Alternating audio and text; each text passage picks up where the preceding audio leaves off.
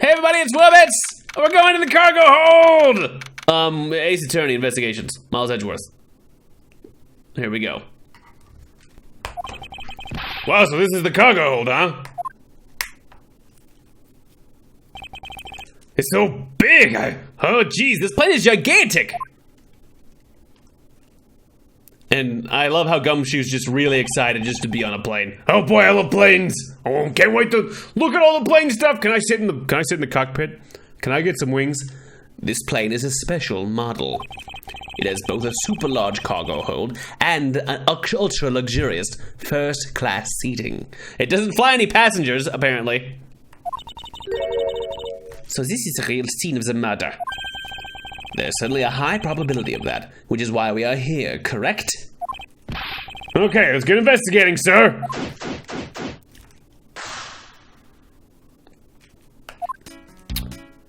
All right. Let's look around, and this suitcase is super suspicious. Straight away. Hey, what's with the suitcase, pal? Hey, it's what the victim checked in, sir. So this suitcase belonged to Mr. Hicks. I don't think he'd mind if we took a closer look. There's nothing out of the ordinary in here, sir. Wait, a file? Yeah, and there's a photo of Miss Von Karma in it, sir. It looks like a profile on Franziska. Suspicious! Why would Mr. Hicks have had a file on her? Why indeed? I'm not combining these things yet, I just want to see what I have. I've got broken glasses and a profile on Franziska. Those can't be related yet, I don't think. But let's look around. Suitcases. There's a lot of them. Holy suitcases, Mr. Edgeworth. It's like an all-you-can-use suitcase fair. These must be all the leftover ones they couldn't sell.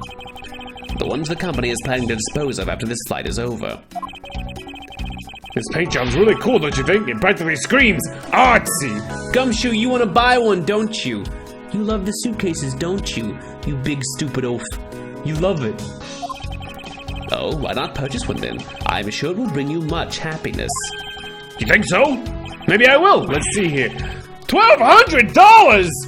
Jeez, I don't make that much in a month. I think I'll pass. And Mr. Teneiro wonders why they don't sell. You'd need 2 jobs just to buy one. It definitely looks like one is missing. What is this brittle substance I'm stepping on? Is it brittle? Peanut brittle? Is it candy? It's a bunch of glass fragments. Are those from his glasses? Those, I'm gonna combine those right now. Broken glasses with glass shards. What are they from? Let's connect them together and see what we can think of. I think we can safely conclude these fragments are from a pair of glasses. And the victim was wearing a pair of broken glasses. Exactly what I was thinking. I'm sure that the shards would match up perfectly with the remnants of his glasses lenses, or they would have until I continued to step on them. Ergo, the victim was here, just as I suspected. So you're saying that the real scene of the crime was here, sir? Isn't that what I've been saying for a while now? Oh, is it? I didn't know that. Perhaps it's a bit early to draw that conclusion. However, I believe that the probability has just skyrocketed considerably. All that's left is to find the murder weapon. Okay. So, that just places these together. Bed sheets! Who's shipping bed sheets, and why? Keeping track of this many pieces of cargo must be very taxing on the cargo crew. It sure brings back memories of when I worked as a part-time mover, sir. By the look in his eyes, he's waiting for me to ask about the rest of the story. I'm not going to, though. But no matter how he pulls on the puppy eyes, I have no intention of doing so. Ugh, don't want to know about Gumshoe.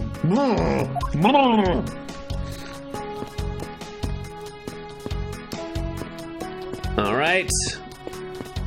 Just a bunch of boxes. Can we look at this sheet? I didn't know that this plane was capable of carrying such large pieces of cargo. There's like the tallest 2 of you on top of each other, sir. It's like 2 miles high. It would probably take 20 of you to cover the entire surface of this monstrosity. What, really? Yeah, I guess that sounds about right. There's really no need to take that throwaway estimate seriously, Detective. I'm surprised they didn't do a 2 miles joke. Come on, that was an easy one. You guys just sent me that one so I could slam dunk it. It's fine. I get it. I understand. What about these boxes? All sorts of boxes are piled up here. This one says flammable, and this one says, it says pharmaceuticals. This one says for exorcism use only. Must be going to Kurain. Just what kind of operation is this airline running? Elevator? Well, I just love pushing the buttons on elevators and crosswalk signals and people. Accidentally. Here, you should give it a try, sir. Go on, push it. Push the button. Come on, let's do it. The elevator is currently stopped on the first floor, Detective. It can't move, and there's a dead body in it that we don't want to move. Oh, yeah. I guess nothing would happen if you pushed it now. But it probably would still feel good to push. We could just reach in and just... No! Don't push it. Well, nothing would happen normally anyway without the special key card. Both the door to the attendant's room and the elevator's control panels require a key card, which makes it impossible for a passenger to come down here unless they steal it. Where would a murder weapon be? Where would we find? I guess we can talk to Franziska or throw things to her.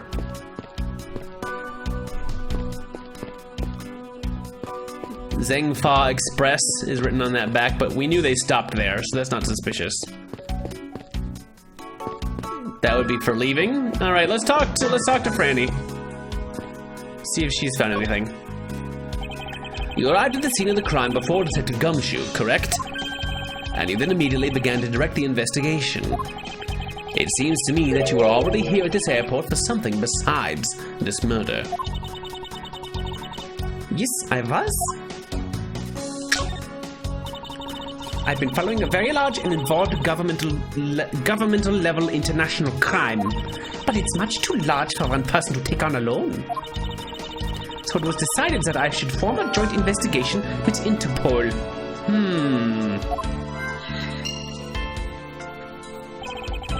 Interpol is involved. It's a top secret operation, so I really can't tell you any more than I already have. Okay. But that does give me 2 more logic things to mash together, right? Because now I have that he has a profile, and she as Interpol liaison, and that means he was definitely part of Interpol.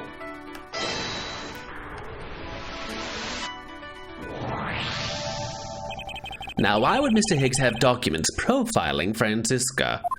Oh, I know. I bet he's a big fan of Miss Von Karma, sir. He probably likes prosecutors in general and collects all of their baseball cards, their prosecutor cards. Right? Right? I've got all of yours. I got your rookie card. Could you sign it for me, maybe? Franziska said that she had come to this airport as part of an Interpol investigation.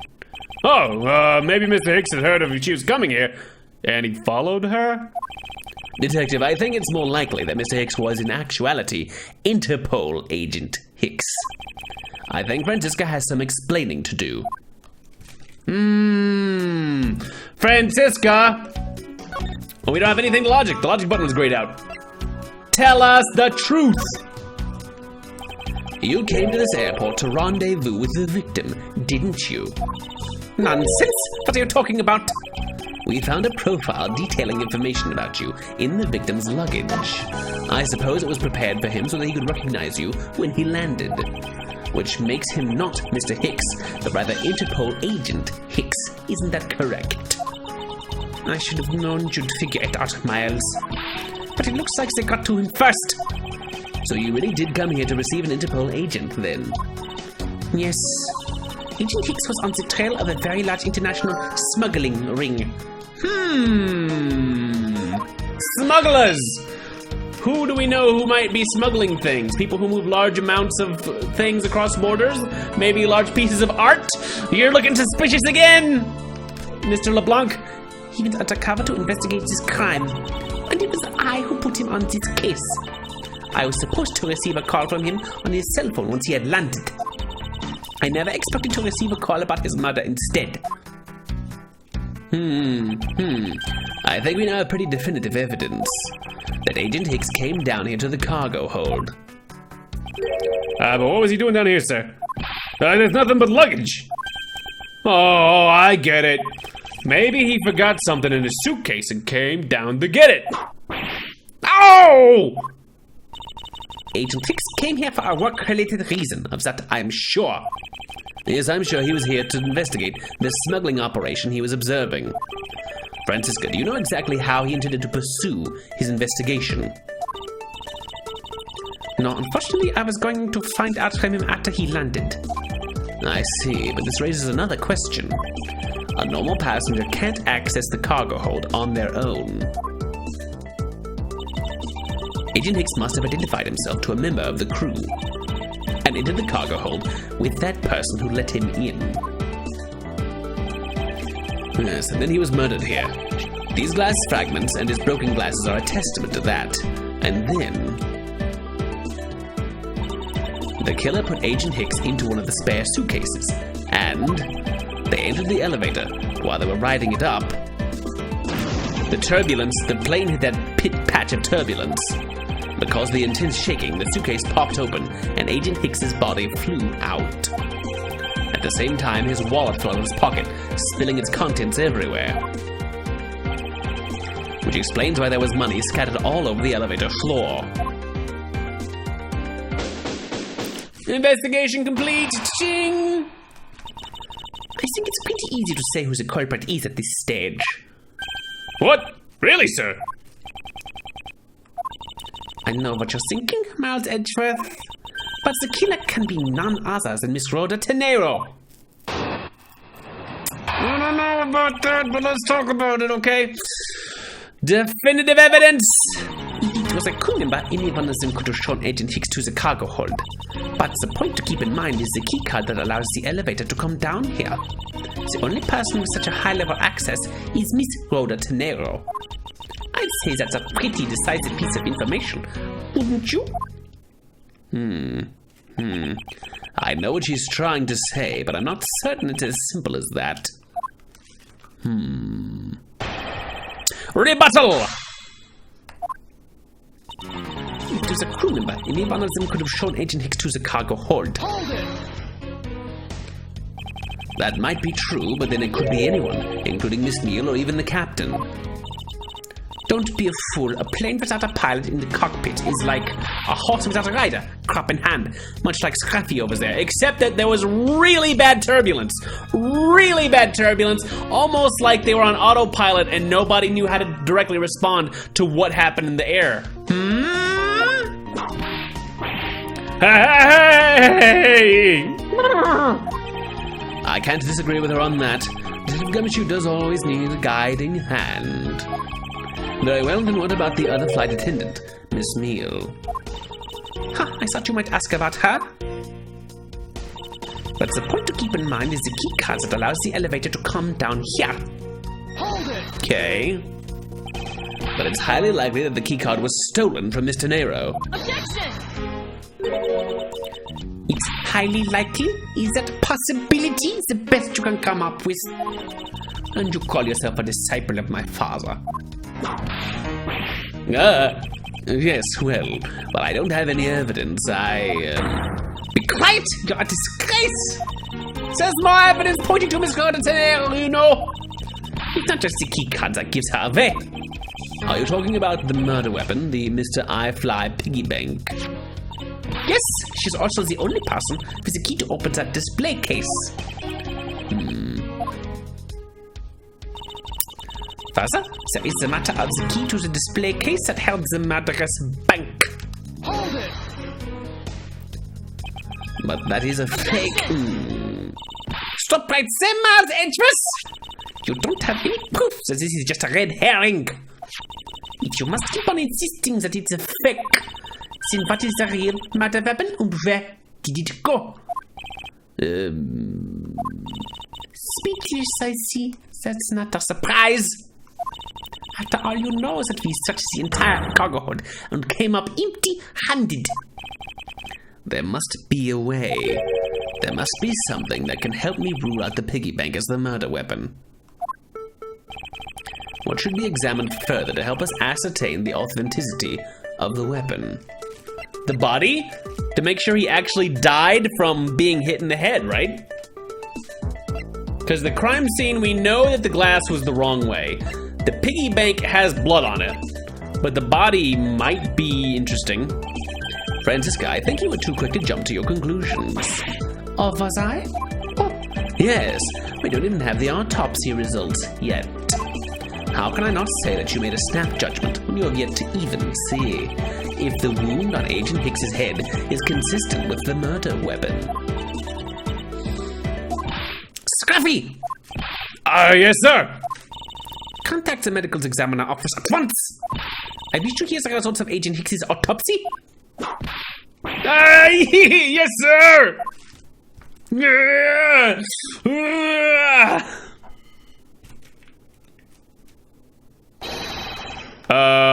We got a big problem, Mr. Edgeworth, sir. What'd you do? What did you touch? What is it, detective? They're still doing the autopsy, but they said they already know this one thing for sure. It's one trick, and it makes all forensic doctors hate them. It's a way for a body to lose a lot of weight really quickly. Report now! Doc said it's one giant bruise from a beating from his shoulder down to his mid-back. From the victim's shoulder to his mid-back? He was beaten over such a wide area?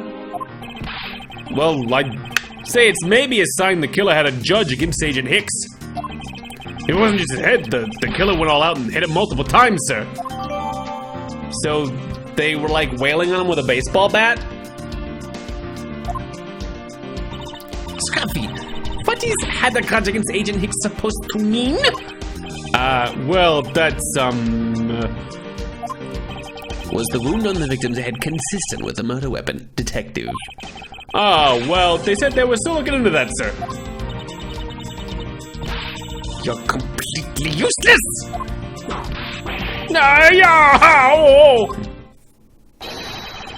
Sir, I told you already, you can't go down there. No, you move yourself from my way! What is all that racket? Of course. My luggage, my cargo, c'est mine! And I demand you return them to me. We're still investigating the cargo hold. Please understand and have a little patience. I suppose there is no choice. Finally, I think he gave. Hey, what are you? You've let me no choice but to use strong force. You won't get past me. Oh! This is... Wait, that's it. So that's what this whole thing has been about. As I say, it's a matter of the key to the display case that held the murderer's bank.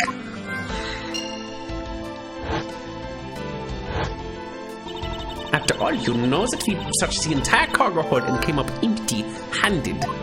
The weapon was the floor of the plane. Doc said it's one giant bruise from a beating from his shoulder down to his mid-back. Oh, man, he impacted.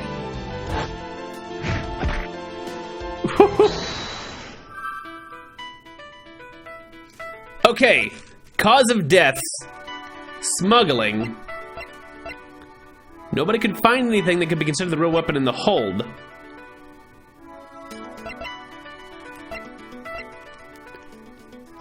All right, what do we connect here? Because I think I know where this is going, but I'm not sure which pieces we put together to make the correct picture clear. I think cause of death, weapon can't be found because there's not a weapon. So cause of death with no weapon.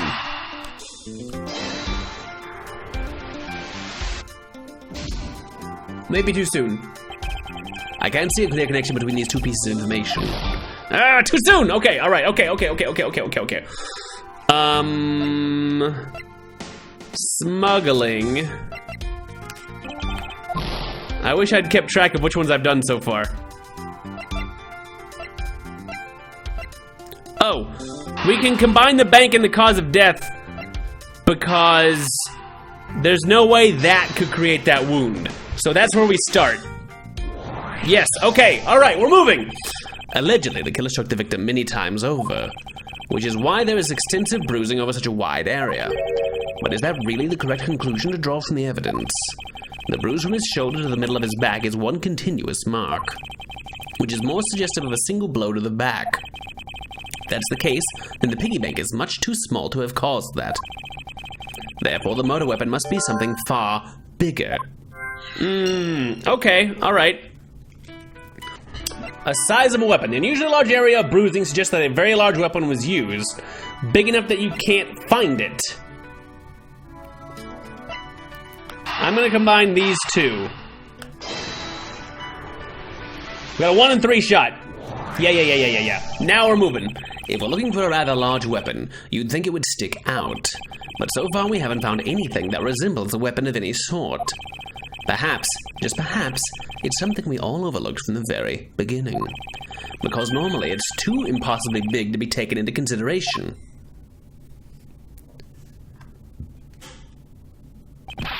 Well, what was that all about? Was he trying to jump his way down here? Franziska. What do you want? I found it, Franziska. I found the real murder weapon. You did? He really jumped! We didn't realize it until now, but the answer has been right in front of us this whole time. He might be hurt! We should go check up on him, sirs! I'm talking about the person just now who actually got hurt! There's that pompous attitude of yours again. You should learn to drop that habit. It is coming from a prosecutor with a habit of whipping everyone she comes across. And if you really are prosecutors and you back yourself up, meet evidence. Are you two aren't listening at all, are you? Come on then, show me this real murder weapon you speak of. Don't have evidence to show, I think. I can't show the plane itself, or can I? Do I have a way of just showing the entire case? I don't think I do. We're gonna say don't have evidence to show. I don't have any evidence to show you. Foolish reasoning for a foolish fool from a foolishly foolish fool meant to fool me! Yeah! What do you mean by I don't have any evidence to show? Perhaps I should have phrased it as that which caused Agent Hicks' death is incorporeal. Forgive me, but I do believe I have figured out what was the real cause of death. Free fall! Free fall, and now I'm free fall. The victim fell from a great height and subsequently died as a result. In other words, the real cause of death is free falling to the ground. He fell to his death? Yes, this is the only plausible possibility. Could it be that Teneiro was actually just cleaning him up and that nobody meant to kill him? Was this literally an accident? The victim has extensive bruising on the back of his head and his back. And the only rational explanation for these injuries is that he fell to his death. But the murder happened inside his plane. I know. Are you claiming that there is some place in this plane from which he could have fallen from? As I said earlier, the answer has been right in front of us the entire time. You can't mean... Yes, I do. The victim fell from the top of the stairs of this very cargo hold. What? Then... Well, we're in trouble. We may have a second death on our hands, sirs. The only person who cares about people. Hey, you, tell me you aren't dead, pal. Quiet, why are you screaming? He's alive. And so you have it, Miles Edgeworth? It's not possible that Agent Hicks fell over the railing to his death. That man is living proof of that. I suppose it's true that it's not possible, given the current circumstances, but what if there was turbulence? The current circumstances? What is that supposed to mean? Suppose that large piece of cargo wasn't there at the time. What would have happened then? He would have been a Borgian pancake for sure, sir. I suppose that man over there wouldn't still be breathing. But the reality is that the cargo box is there. So there's no point in entertaining your wild hypothetical scenarios. It may be there now, but there's no proof that it was always there because we stopped. It's from the place we stopped at. Zafang, whatever. Ha! As if there could have been a window of time since that giant box was not there. Ah, but there was. What? What can I use to show her that it's possible the box was not always where it is now?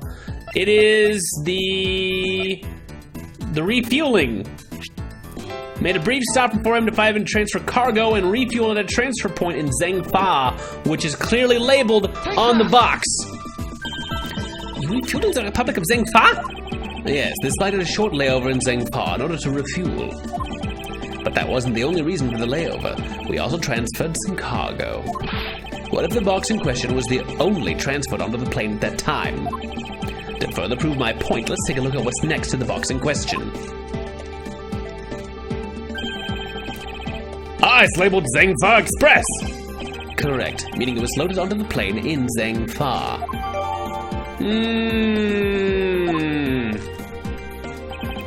Now, what if the box in question was also loaded all at the same time? If it means that the box was not here in the cargo hold during the Zhengfa leg of the flight, making a clear drop from which Agent Hicks could have fallen to his death entirely possible. What you say is still very far-fetched. Allow me a chance to prove how very likely my scenario is. My first order of business will be to examine that piece of cargo in more detail. Okay.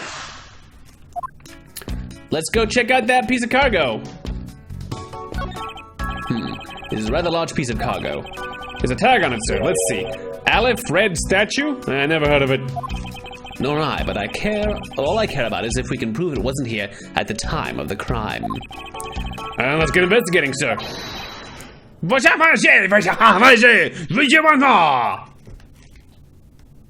Uh-oh.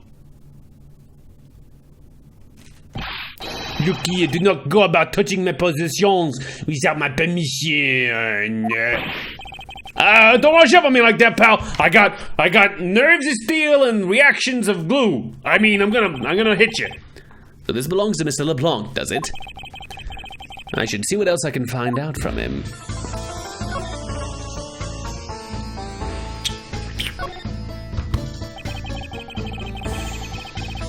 I take it that large piece of cargo belongs to you, Mr. Leblanc. Of course it's mine. I ship this fun piece of art from Europe. This Aleph Red statue is worth 10 million cents. No, maybe much more than you have, I'm certain. Mr. Leblanc's reason for choosing this plane must have been the large cargo hold. 10 million cents? That's like $100,000, right? Cents is pennies, right? It's pennies, right? I know what pennies are. I suggest you stop trying to calculate how many packets of noodles that makes, detective. And how'd you do that? I feel like you keep getting better and better at seeing right through me every year. Like you can just pierce through with your beautiful eyes. Though I grow with each revolution of the planet around the sun, I have the distinct impression he continues to madly spin in place. Hey, Miss Edgeworth, so that 10 million cents, is that in euros or in dollars? Does it really make a difference to our case? Mr. LeBlanc, there was a chance that your cargo is related to our murder case. I was wondering if you would allow us to examine it a bit closer. It is a very valuable piece of art, so no, there will be no touching.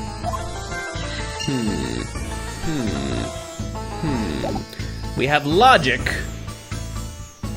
Can we combine that logic? Valuable piece of art that we can't see, and also someone was checking out smuggling. Let's combine the only two things we have in our logic and just see if something falls out when we give it a little shake. Yeah. If Mr. LeBlanc has something to do with the smuggling ring, then it's possible this fake statue was brought on board in Zhengfa. I think I need to question him a bit further. The flight attendant puns are Road to Teneiro is road to nowhere, and chamomile is chamomile, a tea that puts you to sleep. Because she's narcoleptic and keeps falling asleep. Those are the jokes behind their names. But what are you hiding, Mr. Fake Statue? About your statement, Mr. LeBlanc. I wonder if it might be a fake. How dare you say my art is fake? I suspect that your statue might be the target of an international smuggling ring. Don't say such fantastical things. Those thieves would not dare. I have the certification in my cargo right here. Do you mean the cargo certification document? Mr. Zinc Leblanc, why didn't you say so earlier? Please show it to us at once!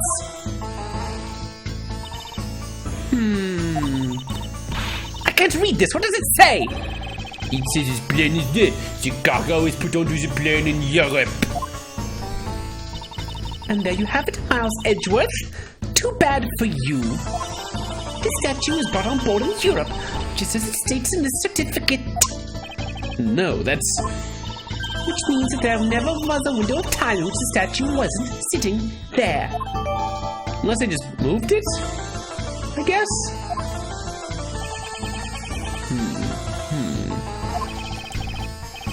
I respectfully disagree. We can't discount the theory until I see the statue for myself. And you can have your wish. Look at it yourself and see I am right. Behold its glory. This. I know I've seen this somewhere before. This is the Alfred. Gives us such a feeling of art. I can practically smell it. Oh, that's real. I'm getting some real artisanal art up in here. These statues have a high amount of historic value. That statue was unveiled at a museum in Europe. I brought it to this country to exhibit it. Okay. I believe a closer look is warranted here. Let's have a peek. Let's look at the art. So this is the famous Alfred statue. What is it, Mr. Edgewood? Did you find something? There's something wrong with this picture. We should examine it in more detail. Okay. So this is the Alfred statue. I swear I've seen this somewhere before. No wonder this thing's worth 10 million cents. Look at how it sparkles, sir. I wouldn't call it sparkling, detective. Maybe more along the lines of dully shining.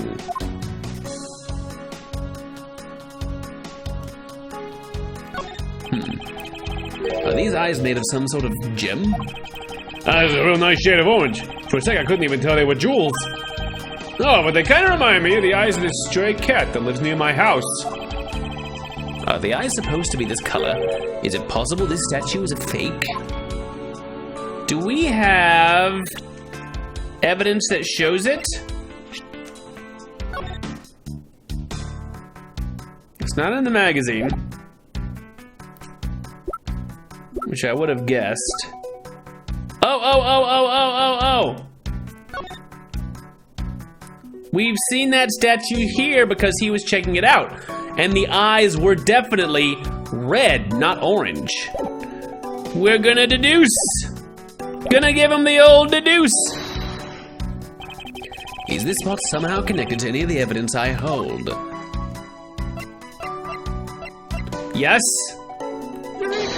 Eureka! These eyes are awfully orange, don't you think? Yeah, and pretty. They remind me of sunsets when I was in grade school, sir. I don't think you see what I'm talking about. No, I do, but it's really like the color of the sun when it's setting, sir. Ah, the memories. I remember standing out in that field, spinning with my arms out until I fell ill. I don't care about sunsets or your spinning. Focus, detective. What color are the eyes in this photo? Huh? Ah, sir, they're red. As I thought. This statue is a fake. Mr. Leblanc. Would you and do not know I'm a busy man? I'll allow you 2 seconds for your answer. The Alfred. I suppose this is your pride and joy, is it not? This is the biggest trophy on this European trip. Do you know why I wanted to possess this statue? The trick started 17 years ago. Better grab a chair, sir. Sounds like this is gonna be a long story. Mr. Leblanc, I regret to inform you, and you have my heartfelt sympathy, but... What is that sympathy for what? You'll see. I'd like you to compare the eyes. The large fellows has very bright and pretty eyes compared to you. I wasn't talking about the two of us. I meant the eyes of the statue in front of us, and the one in this photo. Why the sudden yelling? Now the... Oh! It is a photo of the statue on display at the museum in Europe. Ah! Now do you see, Mr. LeBlanc? The statue before us is a fake. Fake! I believe that even further examination will be required. Now that we have confirmed this is indeed a fake, there must be some sort of proof that this was brought on board in Zhengfa. And I will present to you evidence that will resolve the remaining contradiction. Let's see what else we've got. We want to keep examining. Up! It's on top of the cloth. What's this? This statue is stepping all over its neighbor's cloth cover. It kind of resembles its owner's attitude in a sense. What did you say now? For that my clothing theme is not being stepped on by anyone. It is too expensive for me to allow that to happen. Please forgive the trespasses of my subordinate. Why should I forgive if the dress passes? Unless there's an expensive dress, you keep it.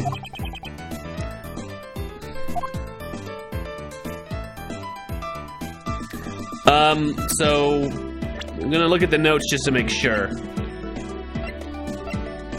The certificate saying that it was loaded on board in Europe, but that's impossible. If this was somehow connected to any of the evidence I hold, yes, this is clearly wrong. Eureka! I'm not entirely confident there is a contradiction here. What do you think, Detective? Well, I think it's really suspicious looking, sir. My well-trained gut tells me so.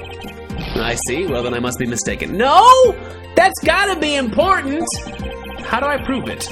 How come when I answer confidently, you take that to mean we're off course, sir? Okay, so it's not that.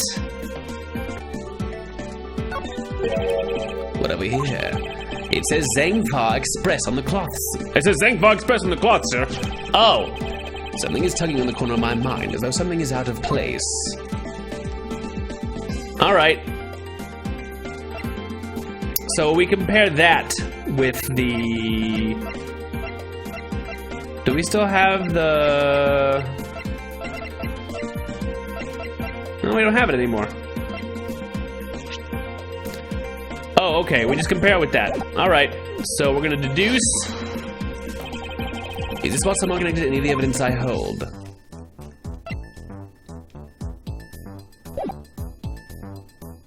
Actually, I think we need the part that it's... Just to emphasize that it's under the other one. And we present the cargo itself because that has the data of what time it was loaded. So I had it! There's clearly a contradiction here. What are you going on about?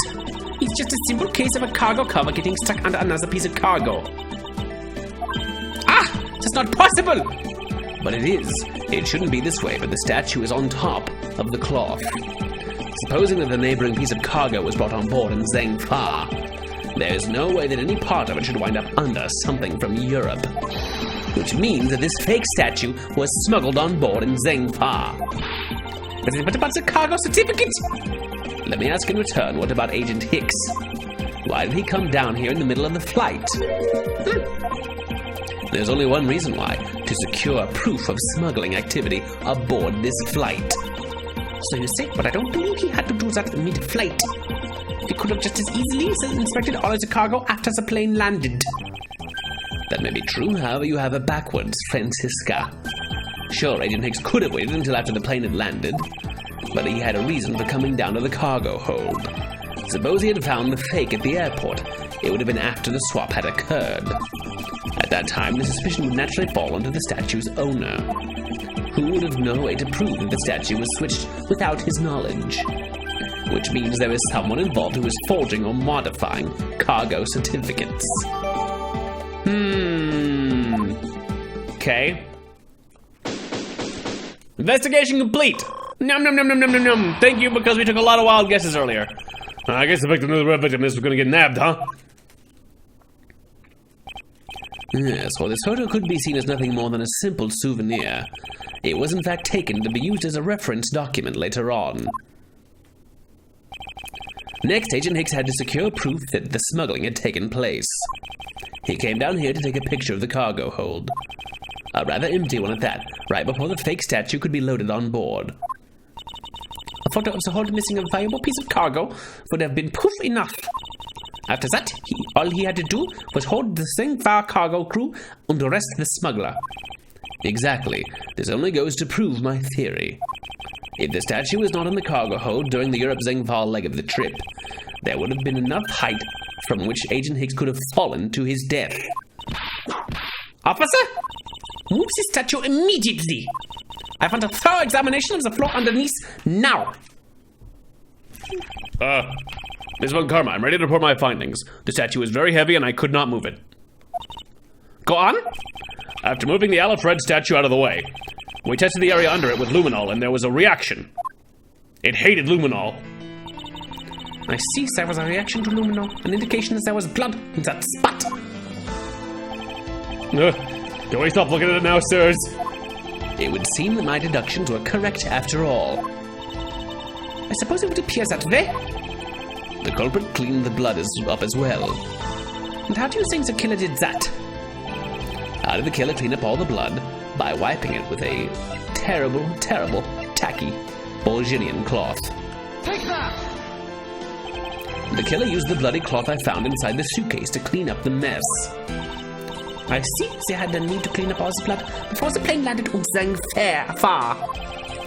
Yes, because otherwise the cargo crew would have discovered it during the layover. So you guys are saying that the murder happened before the plane landed in Zengfa? There's no other conceivable timeline for the events of the murder.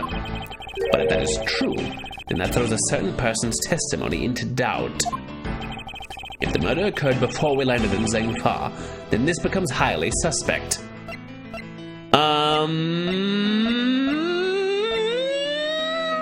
What does her testimony say? I think it's Miss Neal, because she's the only one who we have a specific thing of. Her testimony is Mr. Ackby Hicks was there in his seat when we took off again at 5 a.m.